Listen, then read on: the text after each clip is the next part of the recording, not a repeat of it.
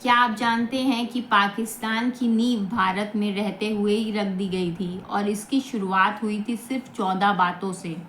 जी हाँ, इन्हें कहा जाता है जिन्ना के 14 सूत्र, 14 पॉइंट्स ऑफ जिन्ना।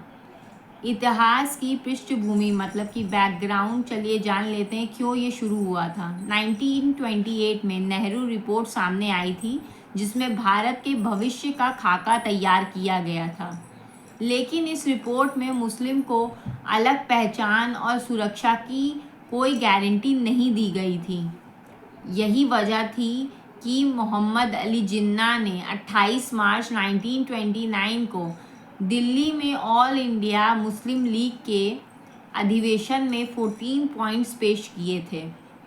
तो आइए जान लेते हैं जिन्ना के ये 14 पॉइंट्स क्या थे और इसके ब्रीफ एक्सप्लेनेशन जान लेते हैं। तो पहला पॉइंट था भारत का शासन संघीय होगा, मतलब कि ताकत सिर्फ केंद्र के पास ना हो, राज्यों को भी अधिकार मिले। दूसरा था सभी अल्पसंख्यकों को धर्म की पूरी आज़ादी मिलेगी। तीसरा था सभी समुदायों को बराबरी का अधिकार होगा।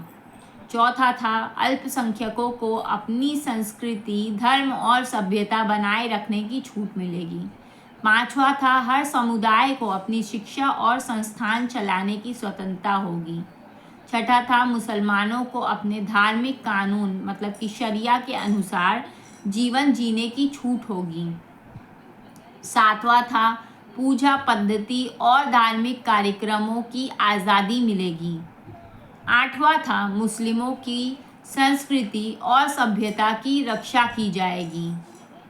नौवां था सरकारी नौकरियों और सेवाओं में मुसलमानों को उचित हिस्सा मिलेगा। 10वां था मुसलमानों के अधिकारों की पूरी सुरक्षा की जाएगी। 11वां था मुसलमानों को अपनी मजहबी शिक्षा देने की आज़ादी होगी। 12वां पॉइंट था हर नागरिक को अभिव्यक्ति, प्रेस और संगठन की स्वतंत्रता होगी। 13वां पॉइंट था किसी पर धर्म परिवर्तन या मजबूरी से कोई बात नहीं थोपी जाएगी। और लास्ट था मुस्लिमों को अपने धर्म के अनुसार जिंदगी जीने की पूरी आज़ादी दी जाएगी। तो इन सूत्रों का महत्व क्या था? इन सूत्रों में जिन्ना ने मुसलमानों की धार्मिक, सांस्कृतिक और राजनीतिक सुरक्षा की मांग की थी, लेकिन कांग्रेस और अन्य नेता इन मांगों को मानने को तैयार नहीं थे। धीरे धीरे जिन्ना को यह यकीन हो गया कि मुसलमानों को हिंदू बहुल भारत में सुरक्षित भविष्य नहीं मिलेगा। यहीं से शुरू हुआ पाकिस्तान की मांग का सफ़र।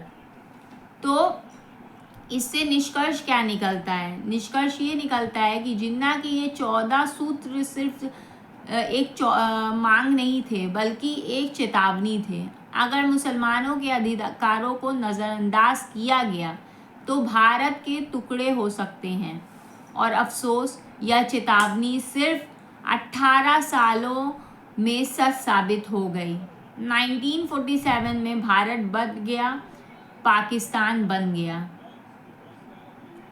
तो अगर आपको यह वीडियो जानकारी पूर्ण लगा हो तो प्लीज़ लाइक करिएगा, कमेंट करिएगा और चैनल को सब्सक्राइब करिएगा, ताकि इतिहास की और भी सच्चाइयों से हम आपको जोड़ते रहें। धन्यवाद।